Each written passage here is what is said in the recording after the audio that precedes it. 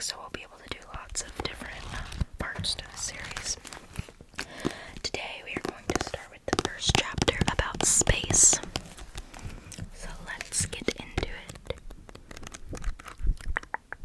Alrighty. The fun facts start on page 20. Here we go. The first one is about small stars. Small stars. It says, small stars of low brightness are called white, red, or black dwarfs, depending on their color. That's cute.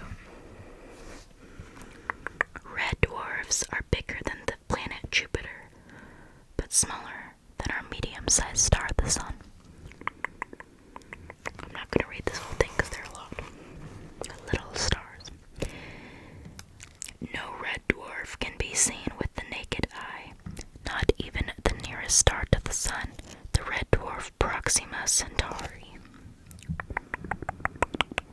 White dwarfs are the last stage in the life of a medium-sized star.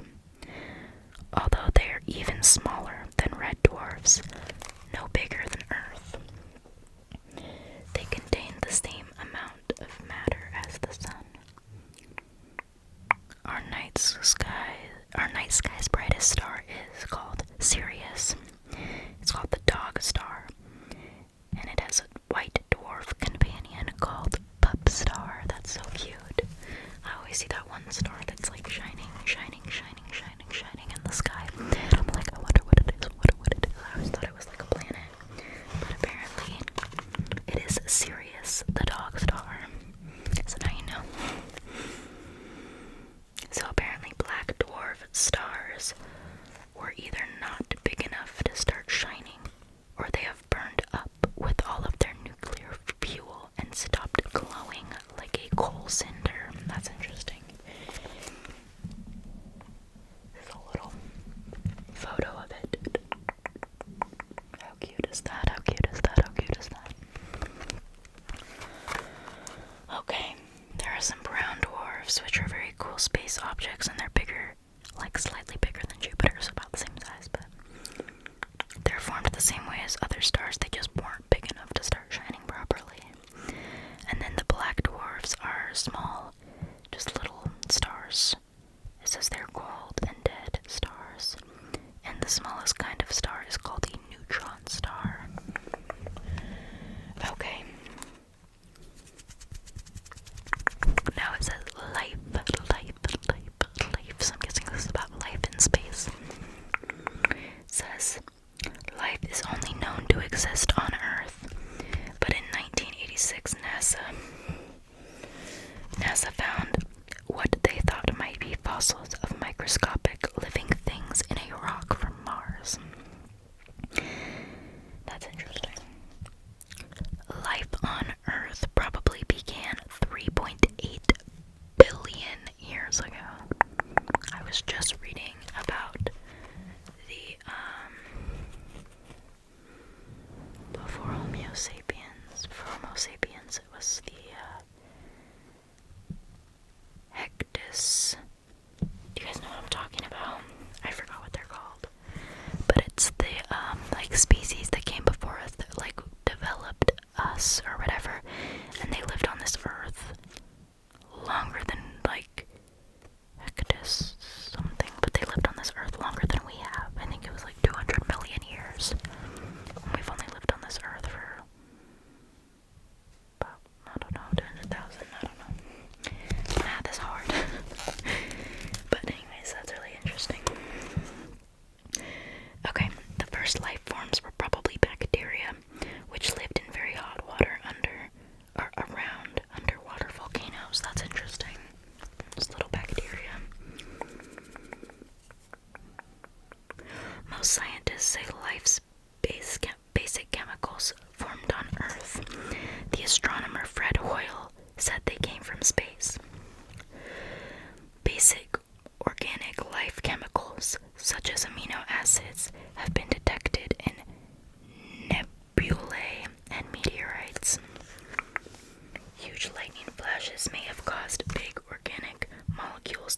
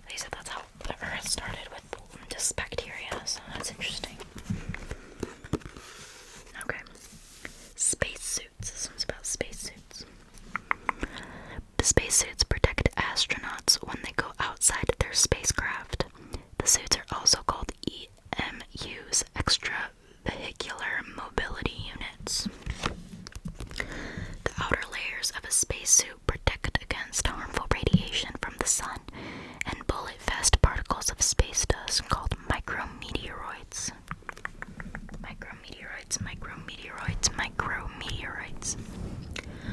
The clear plastic helmet also protects against radiation and micrometeoroids. That's really interesting. So, maybe we just need some astronaut spacesuits if our world's gonna have a bunch of radiation. Oxygen is circulated around the helmet to stop the visor misting. I guess it would fog up after a while. The middle layers of a spacesuit are blown up like a balloon to press against the astronaut's body. Without this pressure, the astronaut's blood would boil. Oh wow. The soft inner lining of a spacesuit has tubes of water in it to cool the astronaut's body or warm it up. People really thought about this. That's really incredible. The backpack supplies pure oxygen for the astronaut to breathe and gets rid of the carbon dioxide he or she gives out. Or they gets rid of the carbon dioxide they give out. The oxygen comes from tanks which hold enough for up to 7 hours. 7 hours of oxygen in those things. That's insane. Wonder if we could just bottle up a bunch of oxygen now just in case we need it later. I don't know how that works. Maybe it expires. I don't know. The gloves have silicone rubber fingertips which allow the astronauts some sense of touch. That's cool. Various different gadgets in the suit deal with liquids, including a tube for drinks and another for collecting urine. The full cost of a spacesuit is about $11 million, although 70% of this is for the backpack and control module. So basically, you can last for 7 hours with, everything that the spacesuit offers. It even collects your urine output and provides you with water.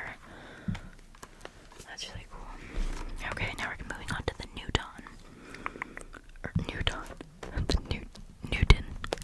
So Isaac Newton, basically. So basically all about gravity. We'll jump around this one since we all know about gravity. Newton also discovered that sunlight can be split into a spectrum made of all colors of the rainbow. Oh, he's the guy who figured that out. Newton's discovery of gravity showed why things fall on the ground and planets orbit the sun. The farther apart and the lighter two objects are, the weaker is the pull of gravity between them. The rest of this is kind of boring, but basically, that is this little picture of space. It's super cute. Okay, here moving on to the next page. These pages are so cute. They have little backgrounds. So this one has a yellowy blue background, and then this next page has a purple, blue, black background going on, which is cool. Okay, here we go. Nebulae. Going on to nebulae. Nebula. Okay, so nebulae is the plural of nebula. Nebula was the word once used for any fuzzy patch of light in the night sky. Nowadays, many nebulae are known to be galaxies instead. Oh, that's incredible. Many of them are gigantic clouds of gas and space dust. Glowing nebulae are named because they give off a dim red light as the hydrogen gas in them is heated by radiation from nearby stars.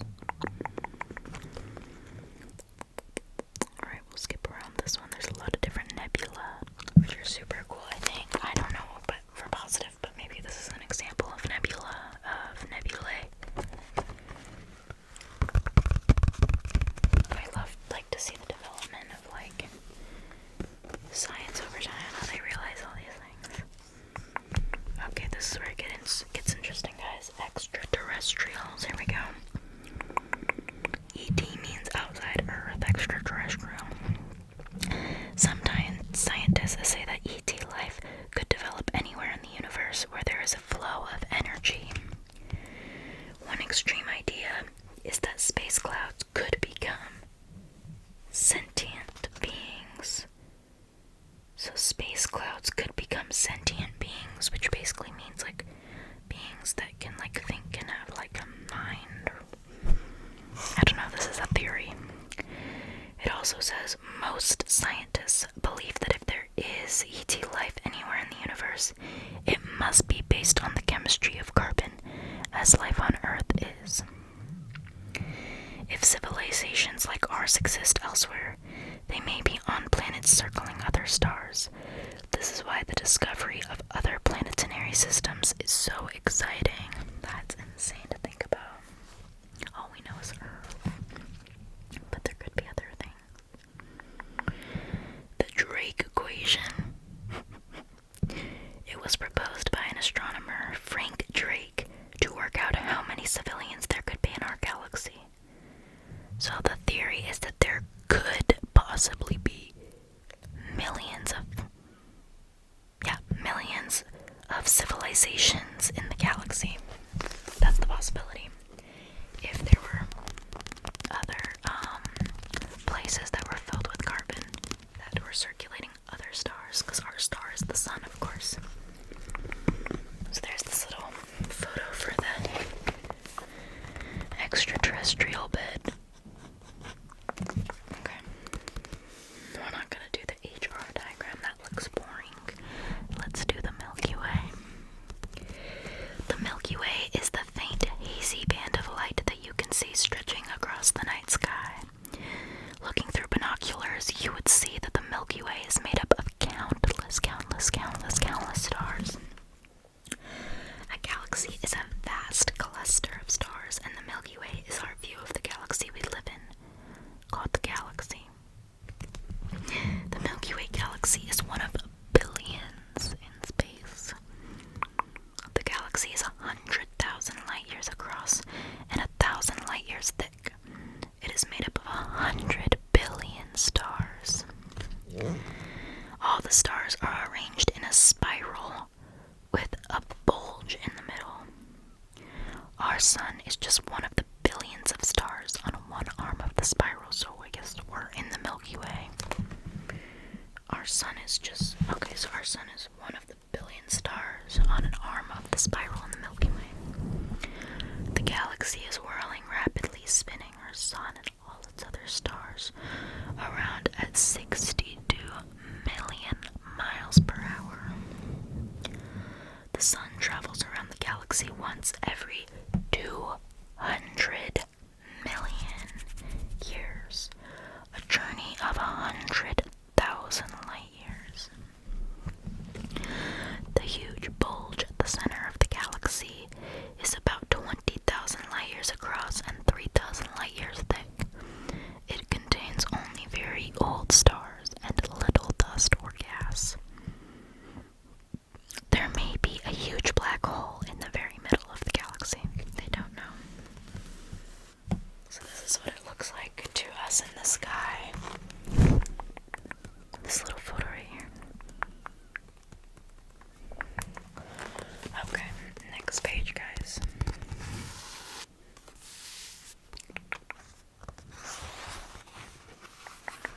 This one we have like a orange, blue, green, very colorful background. Alrighty. Next up we have the universe. Here we go. The universe is everything that we can ever know. All of space and all of time. The universe is almost entirely empty with small clusters of matter and energy. The universe is probably about 15 billion years old, but estimates do vary. One problem with working out the age of the universe is that there are stars in our galaxy which are thought to be 14 to 18 billion years old, older than the estimated age of the universe, so either the stars must be younger or the universe older. The furthest galaxies yet detected are about 13 billion light years away. I'm not sure what exactly a light year is compared to any of our metrics, but the universe is getting bigger by the second. We know this because all the galaxies are zooming away from us. The farther away they are, the faster they are moving. That's interesting. So the universe just keeps getting bigger.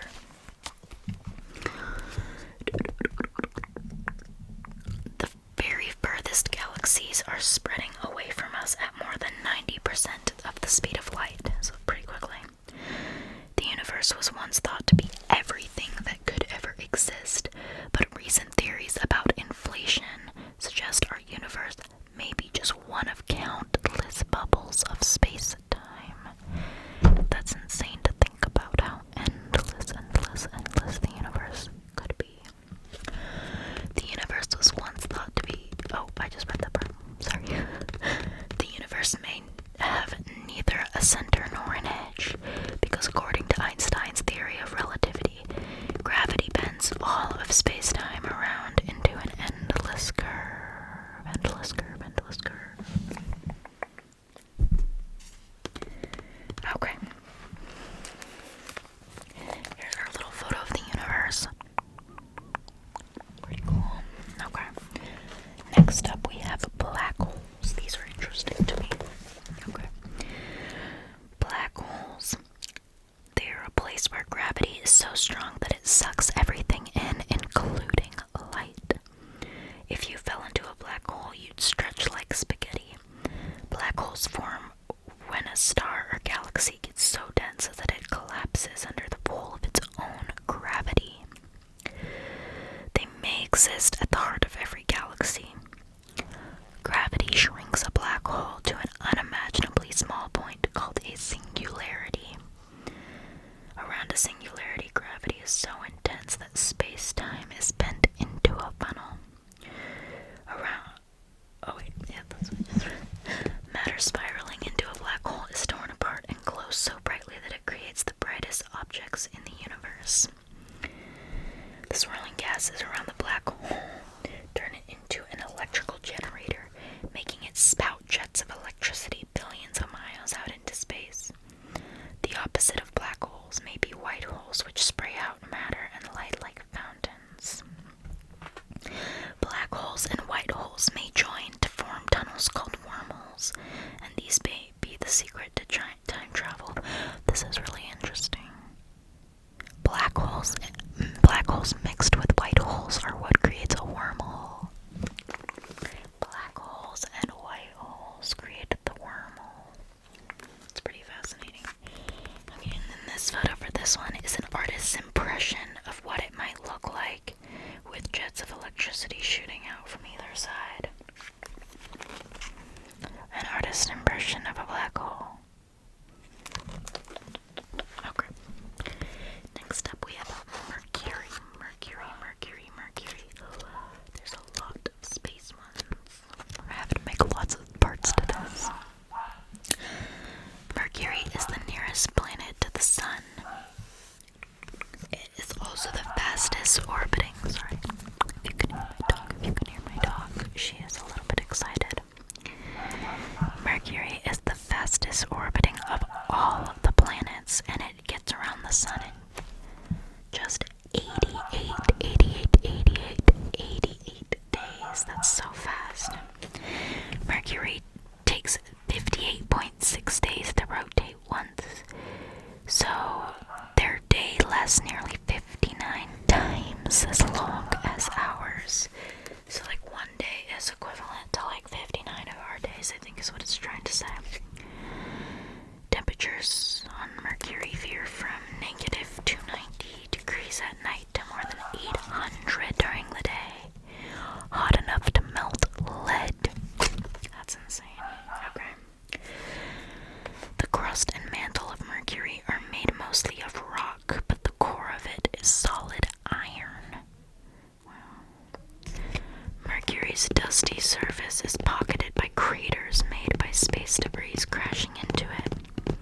With barely 20% of Earth's mass, Mercury is so small that its gravity can only hold on to a very thin atmosphere of sodium vapor. Craters on Mercury were discovered by the USA's Mariner space probe.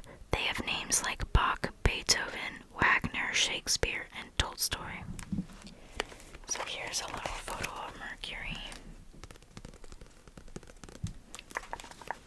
Alright. There's a little fun fact here. Twice during